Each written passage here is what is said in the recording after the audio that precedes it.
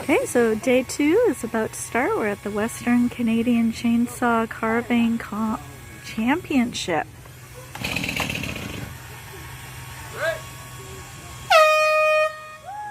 There we go.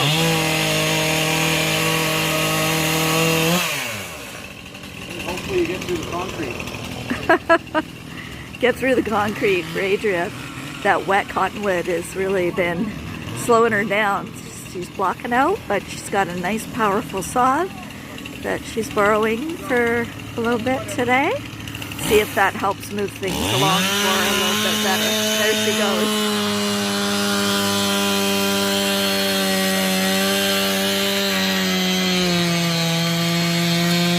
Brick going where there's some better light. Got the morning sunshine. You can have a good look at what he was working on. Pretty great already, doing the feathering on the wing.